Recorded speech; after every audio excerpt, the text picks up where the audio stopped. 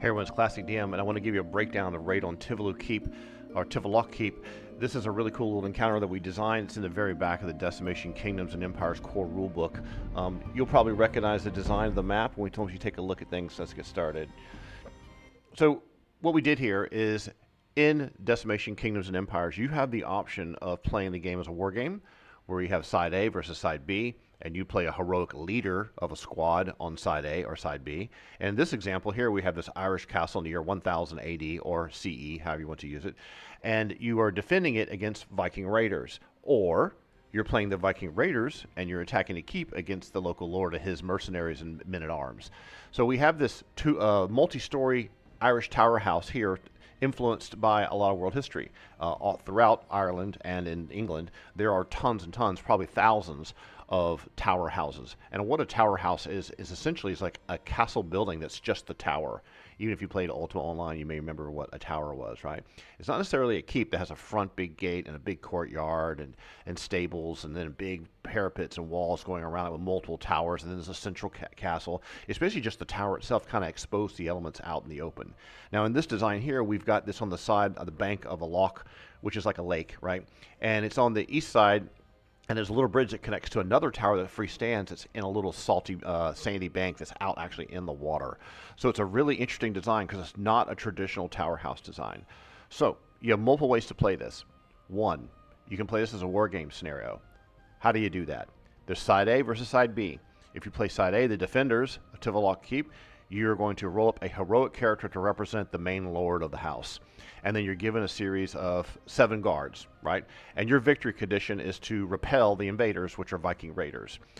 Side B, you create a Viking raid leader, and you have 8 Viking raiders with you. Your objective is to kill everyone. Get in the place and kill everyone or get them to surrender. So, and then plunder, etc., etc. That's a wargaming scenario. Pure, straightforward, kick in the front door, whether it's in the middle of the night or during the day. That's your options for how you want to do it. So one thing that's really interesting about that is you can play this as a role-playing game. That's one thing from the concept of Decimation has always been not just another set of wargaming rules, right? We want it to be something that's role-playing game players, and I'm a big role-playing game, to play it as a role-playing game. So how would you do that? To do that situation, you can set the players can be a series of warriors who are traveling the land and visiting the keep, and they're welcomed and brought in, and you get to meet everyone and see what they're doing, because they make a lot of textiles and they weave a lot of rugs and make clothing and coats here. That's their main way of making money. And you're either visiting with them or you're doing a mission, such as you're picking up a series of rugs to transport them back to the nearby town of Enniskillen, because this is set in Northern Ireland. Or you could play as the Viking raiders, and your objective is to go destroy this place and kill everyone. Or you could come to this place and try to abduct someone, or just get people to surrender and take the loot. So the options of what you want to do with the mission is completely up to you. If it was a D&D adventure, this keep would be full of NPCs, right? And you would be the players, and then the Viking raiders would be another set of NPCs. So you would be there on the scene helping them defend from the Viking raiders. So there's a lot of different ways you can play this. And there's stat blocks for all the Tivolak men-at-arms, family and workers, Michael Tivolak, which you can make as another character, depends how you want to do it. So let's just go into the map itself and start running through some of the details. I'm going to zoom in here and give you a sense of how this thing works. So unlike a castle that has like a huge massive front gate being bashed in like in the film Braveheart, tower houses usually just have a singular kind of Gothic door, and each one of these grids is a 5-foot square. So you can see even the entry hallway is very narrow. That's intentional, because since you're a tower, you need to have a choke point. One thing that's very interesting is these things have tiny little portcullises in front of them, and there's a pair of double doors that swing in that you can barricade with a bar. So when you run this, whichever side you're playing your players on, or whatever type of game type you're using, these doors can be open, or they can be barred and closed and locked off. Now, directly above this area, there are murder holes. And murder holes are where someone could pour hot boiling oil down a group of people trapped inside of it.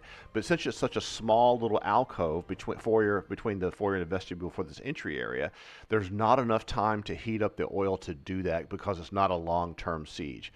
So whether you want to run this as people have walked in the front door, boom, they start attacking with a surprise attack, or people see them come in and try to bar the door closed, because a door like this can be rammed down in 5 minutes. There is an actual Irish group of historians who tested how defensible Irish houses are in modern day. They fabricated the doors, they put it on an actual real castle, and they had like 8 or 9 people chop down a tree nearby and try to bash the door down. So they were able to bash the door down in like 5 minutes. So this is a key part of this adventure. Is whether you want to run it as a surprise attack, and people run in the building, go, oh crap, here comes a bunch of Viking raiders, or someone's killed outside, and whatever side you're on, breaching the door isn't going to be a problem. So whether you want to be, an exciting surprise attack where people walk in the front door and pretend to be someone else and go boom and pull out their weapons, that's completely up to you.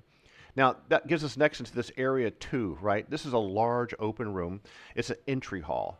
It has stained oak floors, decorated massive wool rugs, bright red, gold, green, depicting scenes of woodland creatures in the 4 seasons of the region. There's no furniture to sit on here, as guests are expected to stand prior to reception, because Area 5 is the throne room receiving room, right? So there's a natural stone 5-foot wide fireplace that sits along the west wall. It's a big, massive fireplace here, right?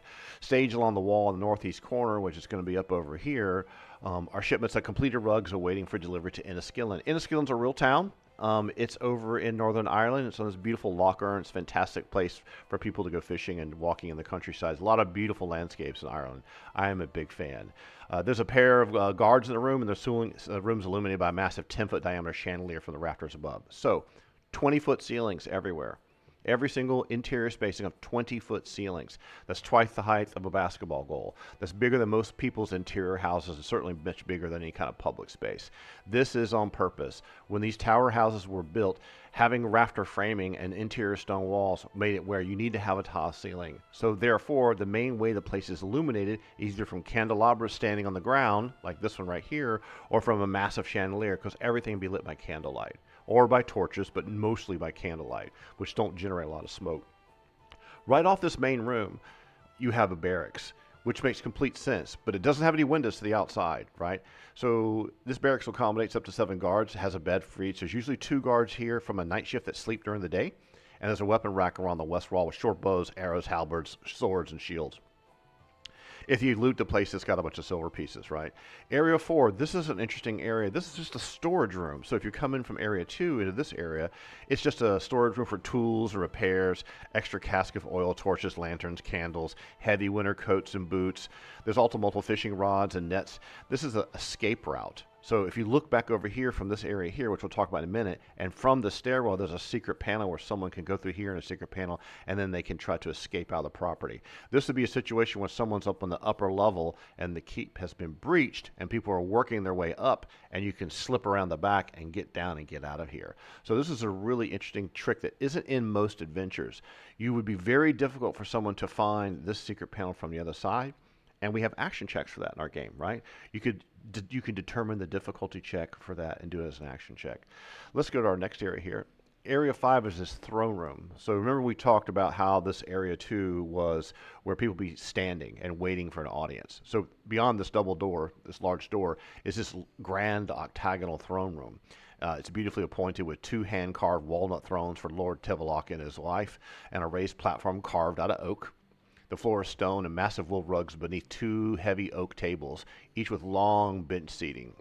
The tables are set with plates, dishes, and goblets and silverware. It's spotless. A pair of 5-foot-tall fireplaces flank the main door. So you've got a fireplace here and a fireplace here. 2 really big 10-foot-long tables, big thick oak tables with long bench seating. And there's beautiful tapestries on either side of this as well, right? So on the east-west wall, the floor-to-ceiling curtains or tapestries. The room is illuminated by a pair of chandeliers over each dining table, and multiple freestanding candelabras around the room. And if you looted, this is how much the stuff is worth. Now behind this curtain here is split in the middle and can be drawn open into an opening into this private chamber in here, which is a formal meeting chambers. This is a formal meeting room, has massive 7-foot wide fireplace along the north wall. That's this mark you see here, right? Multiple freestanding candelabras room provide light in this windowless room. All right, there's various wood carvings of ducks and geese in glass cases, along with a few silver trays serving for tea, a case of silver daggers on display. If looted, the value is about 500 silver pieces worth of loot. I always like to include the loot value of things in a room, but not say exactly where it is, because when you're running this as a role-playing game, you're going to figure that out yourself. Like, you may want to change it and decide where it is. Obviously, if someone were to collect all the silverware, it's worth about this much, right? In that day, in that time frame. So we need to go from here and transition down to this next area because the layout of this keep is very interesting. It's not just go in the front door, grand stairs like the Titanic and go up to the next level. You actually have to go through this area to the kitchen in order to get to the main stairwell that goes to the upper levels on this main floor of the main building. So Area 7, this room is always bustling with activity because it's not only is it the fully functional food preparation and cooking area, it's also the primary way back and forth between the front of the keep and the western tower. It's also where the primary stone spiral stair heads up to the second floor. There's a secret panel on the east wall, like you heard me mention a minute ago, to the spiral stair. It leads to a safe room with an escape hatch to the east wall and the storage room in Area 4. If the safe room itself has multiple packs loaded with supplies, 200 pieces of silver, weapons, letters of nobility designed for use by the family if they must abandon the keep. There is always a head chef here in room 7, a housewoman who manages the affairs of the keep, 2 additional women who work in the kitchen. So unlike a regular keep, there's no fanciful way to go from point A to point B because Area 8 is actually an outdoor courtyard. It's completely encapsulated by walls. So Area 8, this is an open-air courtyard primarily used for outdoor training, for archery, meetings with the keep staff when the weather permits, because it rains a lot in Ireland. It's often seasonally decorated, used for celebrations as well. So if you want to have a party under the stars, you have a Christmas tree in the middle of the courtyard, you're doing something in May and spring, this is the big meeting space where everyone can do something to get outside, because getting outside when it's not raining is always a fun thing to do. Unlike a lot of places in the United States or in other parts of the world, it rains a lot in Ireland, so almost like in Sweden, it snows a lot. So when you get a chance to get outside when it's a beautiful day, people want to take advantage of it. This is a safe place for those types of activities to take place. It does have pavers for footpaths that lead to the other areas as well. So Area 9 is an armory. Now this is a vertical multi-story building. This part of the building, these stairs here, go up to the second level and lead to 13, 14, 15, and 16. So if you go up these stairs down here right off of 7, that goes up to this level. But 9 is a vertical tower that's not actually connected to this level, and it has one level way high up above at level 17. But let's zoom back in and talk about Area 9 and how does that work first, because this is very interesting. It's an armory. This room serves as the primary armory for the keep. Along the north wall is a ladder to the uppermost chamber, the Lord's War Room, which can be retracted from above through a padlocked trapdoor. As a typo. In the room are sets of chain mail, chain armor, padded armor, leather armor, plate helms, bows, quivers full of arrows, swords, axes, ropes, just about everything you think of to defend the keep. So all that kind of stuff is going to be down this ground level. This little tick mark here represents a retractable ladder. So someone could climb up the ladder, which goes all the way up to this upper level where there's a war room, which is a meeting table, and then lock the trapdoor and be held up in here, but there's nowhere to escape really. There are 4 windows out of this space. We'll talk about that later. Let's go down here to Area 10. So once you get here, you have a bridge that crosses over into the secondary tower here. This is where the noble house of the Lord's family, they all live in this area. And this first area is an office. So, sitting on a shoal in the water rises the residential tower for Lord Tivolak and his family, accessible by a wooden bridge. The bridge is permanent. It's not a drawbridge. That means it's not going to be flipping up and down, right? It's always here. Inside the keep is the first room is a desk, multiple chairs, bookcases, trunks with records, decorative tapestries, full sets of armor on display. It's here that Lord Tivolak handles any business, letter writing, reading. A grand Gothic iron-bound oak door leads to the library room to the east. That's this big, massive door right here, right? If looted, the valuable odds is about 500 silver pieces. Multiple freestanding candelabras around the room, like the windowless room. So this is another room with no windows in it. That leads into Area 11, which is a library, right? This room served as a library, and as such, the walls are lined up with bookcases. Massive table has 4-foot square map of Ireland with names of various noble families, lands, kingdoms marked. Multiple freestanding candelabras around the room provide light in this windowless room. In the southeast corner, a stone spiral stair leads up to the second floor. That's this area right down here. If looted, the value of the various books and maps around 1,000 silver pieces of value. Michael Tivolak used the room as his quarters with a bed and desk in the northwest corner of the library. That's the son. So the young son, this is his room, but it's not just dedicated to him. A lot of these multi-purpose spaces are because there's not a lot of extra space. This isn't an extravagant castle, right? The kitchen's being used as a main hallway. The library is being used as the son's bedroom temporarily, etc. So now we're going to move up to the next level. Let's go straight up to this area here, which is directly above, and this is called the day room.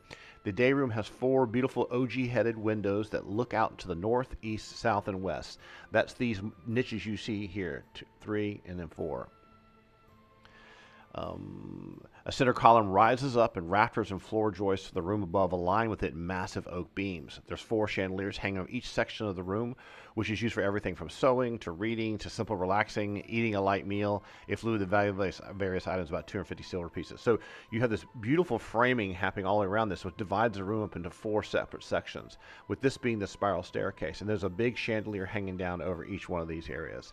So now let's jump back over to this keep and pretend we've gone up these spiral stairs here below the kitchen, and we're going to go up to this level here, level 13, 14, and move on to the other areas.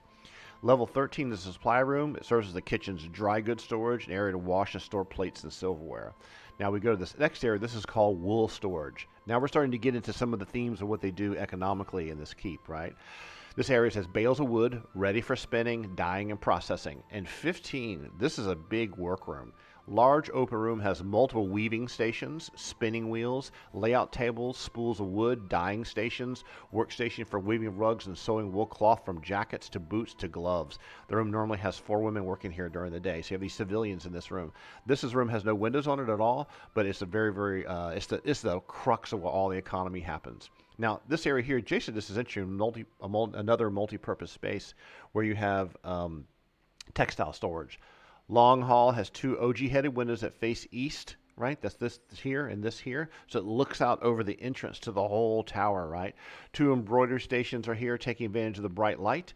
Rugs that are in progress and waiting additional details end up stored here until supplies arrive, such as specialty thread and silk. In the northwest corner, vats of oil and rollers that can be poured down the myrtle holes in the center of the room, along with a small heating put with its own chimney. So you would have this area over here where the oil will be heated up and it can be rolled over here and poured down the myrtle holes, which would then spill into this area here. But as we mentioned before, most of the times there's never going to be enough time to heat that oil up. It might take 45-30 minutes to heat the oil up, and we mentioned that here in descriptions. At the moment the fire is not lit that would heat up the oil, it would take about 30 minutes to an hour to boil the oil to high enough temperature to be effective. Now we're going to leap over to that war room. You remember before how we went to the courtyard and here was the armory and the retractable ladder? So now we get up to this upper level here. The area above Area 9 and up a long ladder is the Lord's War Room. With a round table and seating for 8, this room would be used in times of prolonged warfare so the nobles of the region can meet and be out of earshot of any would-be spies. The room has 4 OG-headed windows, each facing a cardinal direction, so I was mistaken earlier. There are 4 windows off of here. I'd forgotten that.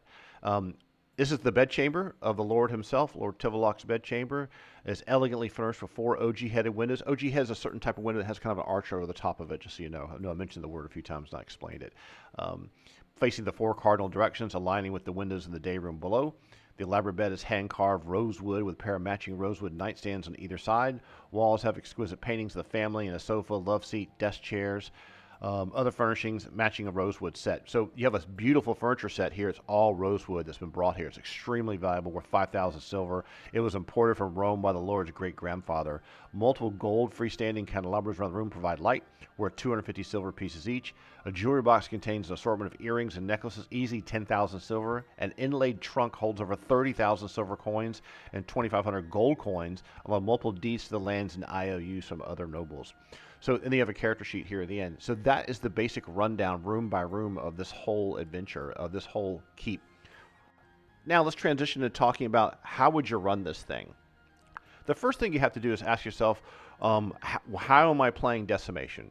Do I want to just have a combat wargame scenario with me versus my friend? So you could have, say your name's Steve and you want to play against Sally, so Steve and Sally can play against each other. Sally says, I want to defend the keep, and Steve says, I want to be the Viking attackers. So Steve would roll up a Viking warlord, and Sally would roll up Lord Tivolak, right? That would be how you do it in a wargame scenario. Or they could switch sides. She could play the attacking Vikings, and he could play the defenders. And you can determine the win condition, which would be either surrender, or the Vikings have taken over the keep, or the attackers have been repelled. That's how wargames work. Now, if you're playing as a role-playing game, right, which has this very martial combat type of style to it, you have 3 options. You could have the players play, depending upon how many players you have. You could have, if you have 1 player, you could play the Lord of Tievealough Keep. Or you could play the Viking raid leader. Or if you have 2 or 3 players, you could say, okay, your group of players are traveling somewhere. They're supposed to come here and pick up some rugs for delivery and bring them back. In that situation, if you have a longer campaign that's taking the players from Enniskillen or over to Galway, other parts of Ireland, set in the year 1000, that would be another way to play it. when it comes down to mechanics of how do you handle it, depends on who's playing what. I always thought it was really exciting to play this as a surprise attack and not get bogged down with the idea of the murder holes and the oil and bashing down the door. And I think doing this during the day is a great way to do this, where people have entered the keep, whether the Vikings have come into the keep dressed, covered up with regular clothing, because remember, people aren't running around wearing red and blue uniforms or anything. You can't tell sometime what somebody looks like. Back in those days, you can only tell what someone looked like by a little bit by their clothing, by their hairstyle, and how they dressed and how they acted, right? There isn't like you could definitely tell these are orcs. These are Vikings. So if they just come walking in the front courtyard, pretending to have rugs underneath each arm or something like that, they could surprise attack in this first room, and then everything would just go apeshit crazy. And so you would have to determine where is the Lord at the time of this. One of the best ways to do it is to have the Lord and his wife in this area here having an audience with maybe like one or two merchants who just happen to be here when the Vikings come in the front door, and the two guards where everyone's paying attention to the audience hall, and then the Vikings attack. You could do another dramatic situation where the Vikings come running up the hill and people run and close the door down, then they do have to bash the door down. But then everyone in the whole keep is going to be prepared for that. Everyone would move and change positions. All the guards would come to the front. People would get bows and arrows. Now, since this thing is a keep and it has windows, it doesn't have parapets. So you're not standing on top of the keep shooting arrows down from above. It's all interior fighting pretty much, which is close quarters. And you can see the distances aren't very big here. I mean, what is this? 1, 2, 3, 4, 5. This is only 25 feet. I mean, you can move, you could charge all the way across this with movement rates.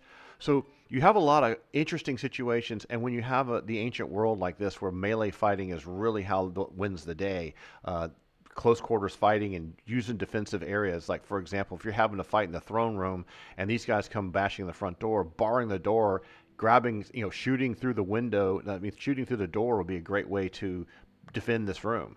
Or if these guys are in this room here, you could have other guard defenders come running through here, guard coming out of the barracks, and try to entrap these guys. All kinds of interesting ways you can play it.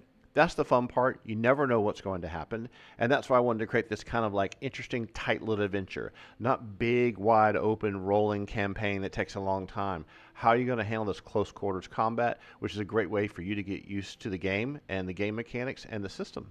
All right, I know it's really fast little run through of the whole thing. We only got like 22 minutes on to do this one, but I wanted you to get a chance to hear from the horse's mouth, like, what's the idea behind this? How do you play these type of adventures? What's the deal with it? And you have everything you need in here except for the heroic characters, which you'll need to roll up yourself. All right, guys, thanks for listening. We hope you have a fun day. And if you have any questions or comments, just leave them below, and I'll get back to you as soon as I can. Take care now.